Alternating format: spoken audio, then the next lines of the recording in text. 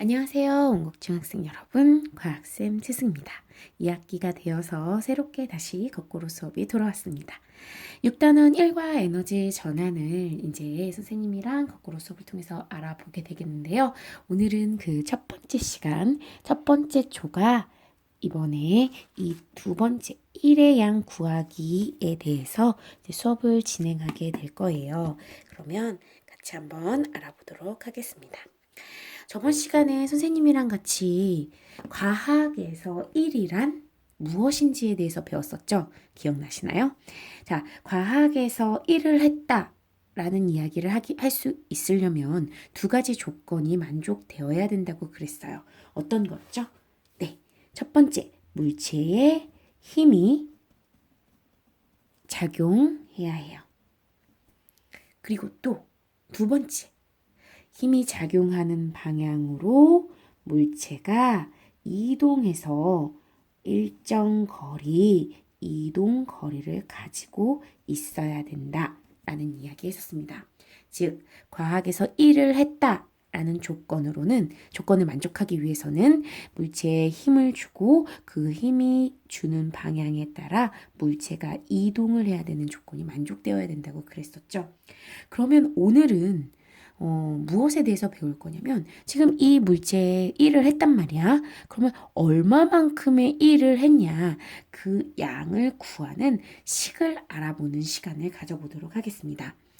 우선 과학에서의 일은 다음과 같은 공식을 통해서 구할 수 있습니다.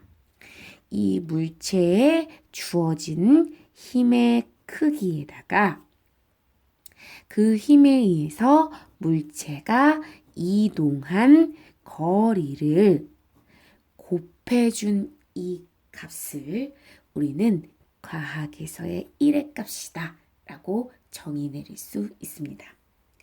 얘를 선생님이 영어 약자로 한번 적어볼게요.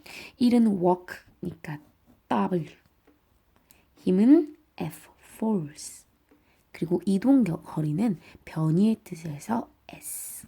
이렇게 W는 FS. 이렇게 해서 1을 구하는 식을 정리할 수가 있었어요. 이거는 선생님이 여러 번 반복해도 모자름 없을 정도로 매우 중요한 식이니까 여러분 여러 번 반복해서 꼭 암기할 수 있도록 해주세요. 그러면 실제로 숫자를 대입해서 이 물체가 한 1의 값을, 1의 양을 한번 구해보도록 할게요. 지금 선생님이 이 물체를 3뉴턴이라는 힘으로 이 아이를 잡아당겼어요. 그랬더니 이 물체가 6m 이동했대요. 자, 이 물체의 한 1의 양은 얼마일까요? 구해볼까요? 자, 1을 구하는 식이 이렇게 된다고 얘기했었죠. 그러면 구하면 되겠네요. 힘 3뉴턴 곱하기 이동거리 6m 이 아이를 계산하면 18. 자, 단위는 뉴턴 점 미터 이렇게 적을 수 있습니다. 1의 단위로 뉴턴 점 미터를 쓸 수 있구나 라는 걸 알 수가 있겠죠. 근데 너무 길어. 그럼 일반적으로 1의 단위는 어떻게 쓰냐면 18줄. 일반적으로 J, 줄을 많이 써요. 그러면 1의 단위는 줄 또는 뉴턴 점 미터 이렇게 사용된다라고 정리할 수가 있겠죠. 즉, 이 물체에 작용한 힘의 크기 그리고 그 힘에 의해서 이 물체가 이동한 거리를 숫자로 알고 있으면 그 값을 각각 대입해서 곱해주면 바로 이 물체의 한 1의 양을 구할 수가 있게 되는 거죠. 그러면 한번 선생님이 또 예를 들어볼게. 힘의 크기가 4뉴턴이래. 이동 거리가 2m였대. 자, 이 물체에 작용한 1의 값은, 1의 양은 얼마일까요? 그렇지. 4 곱하기 2. 그래서 8줄만큼의 1의 양을 갖는다라는 걸 알 수가 있는 거죠. 어렵지 않죠? 이게 가장 중요한 기본적인 내용이었어요. 자, 그러면 예를 들어서 어떠한 상황에서 어떻게 1의 양을 구하는지 이 기본적인 내용을 바탕으로 한번 선생님이랑 알아볼게요. 자, 첫 번째 예 1. 자, 지금 마찰력이 있는 공간에서 일정한 속력으로 어떤 물체가 운동을 하고 있었어요. 그때 이 물체가 한 1의 양은 얼마인지 한번 알아보도록 할게요. 자, 지금 이렇게 마찰력이 있는 곳에서 이 물체를 밀었어요. 미는 힘이 있었어. 그랬더니 이 물체가 이 힘에 의해서 이만큼 이동했어.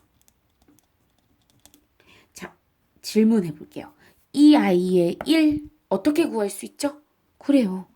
1은 얘한테 작용하는 힘, 미는 힘 곱하기 그 힘에 의해서 이동한 거리. 이렇게 해주면 된다고 그랬죠. 그죠? 그러면 이 아이를 한번 해보면 지금 이 미는 힘이 어떨까 봤어. 마찰력이 있는 공간에서 얘를 밀었는데 지금 이 물체가 일정한 속력으로 운동을 했대. 그리고는 이만큼을 이동했대. 자, 마찰력이 없을 때 일정한 속력으로 운동을 했다고 했을 때, 등속 직선 운동을 한다고 했을 때 선생님이 뭐라고 했어요? 그때는 힘이 없는 거야, 힘이 없는 상황인 거야 라고 얘기를 했었는데 이거는 마찰력이 있는 상황이지. 그치? 생각해봐. 만약에 내가 밀고 있는데 마찰력이 되게 강하게 얘를 더 강한 힘으로 반대 방향으로 작용하고 있어. 그러면 이 물체는 일정한 속력으로 운동하지 못하고 멈춰버리게 될 거야. 반면에 미는 힘이 더 세고 반대 방향으로 작용하는 마찰력의 힘이 이 미는 힘보다 작으면 얘는 점점 속력이 빨라지겠지. 그런데 지금 이 물체는 밀고 있는데 일정한 속력으로 계속 운동을 하고 있대. 그 얘기는 무슨 말이냐면 현재 이 미는 방향과 반대 방향으로 동일한 크기만큼 마찰력이 작용하고 있다라는 것을 우리한테 알려주는 얘기가 되는 거예요. 이 내용이 조금 어렵다 생각하시면 우리 중학교 수준에서는 이 정도밖에 나오지 않아. 즉, 1. 이 물체가 한 1이 얼마야? 라고 물어보는데 미는 힘이 안 나왔어. 그런데 마찰력 값이 얼마인지가 나왔어. 그러면 이때 1은 마찰력의 크기 곱하기 이동한 거리로 계산해주면 이 아이는 같아요.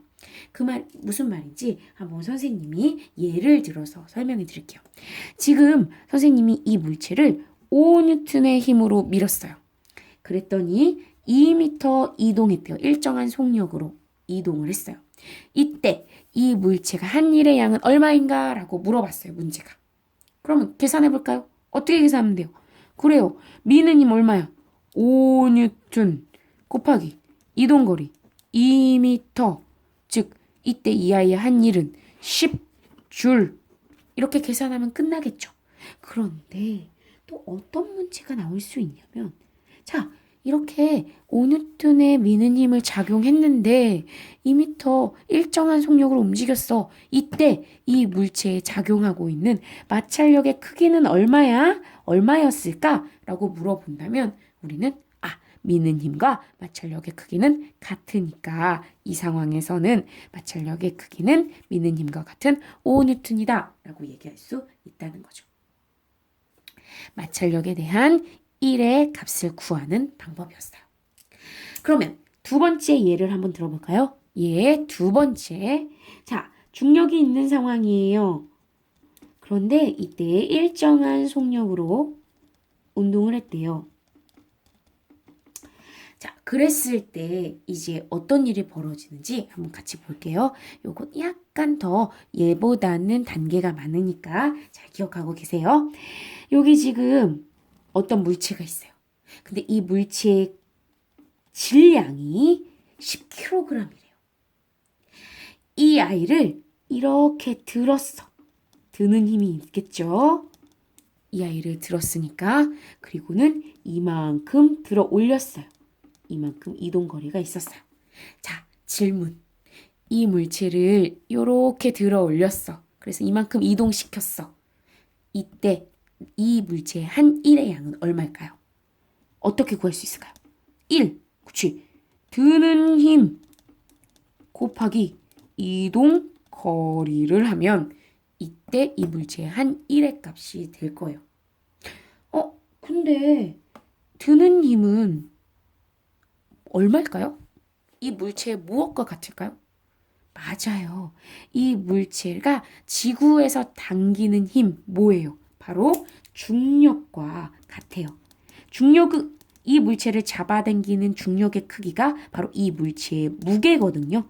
즉, 이때 내가 이 물체를 일정한 속력으로 들었다. 바로 그거 얘기는 뭘 의미하냐? 지금 이 드는 힘은 이 물체의 무게의 값과 같다는 얘기예요. 그리고 이만큼 이동했어요. 그런데 문제에서 보니까 얘가 드는 무게가 안 나오고 질량만 나왔어. 그런데 우리는 질량을 갖고 이 물체의 무게를 계산할 수가 있어요. 어떻게?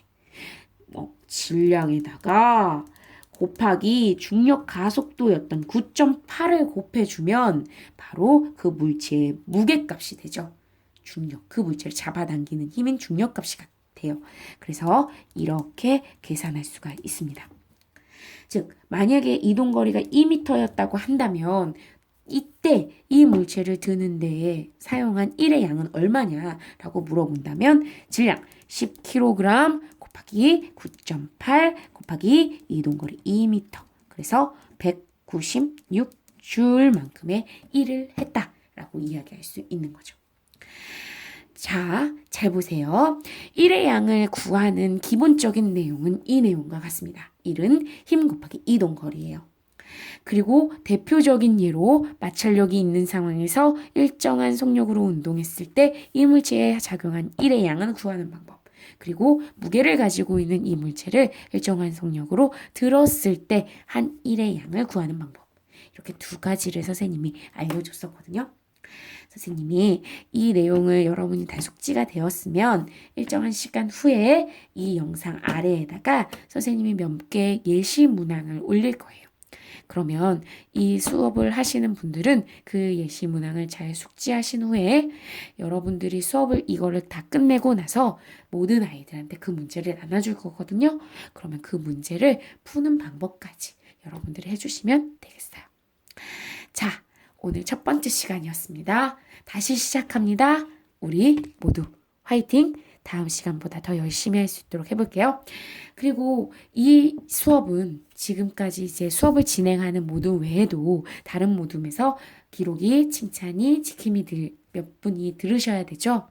그분들도 필기는 하지 않더라도 자세히 들으셔서 모둠 활동을 할 때 다른 모둠들에게 도움이 될 수 있도록 해주십시오.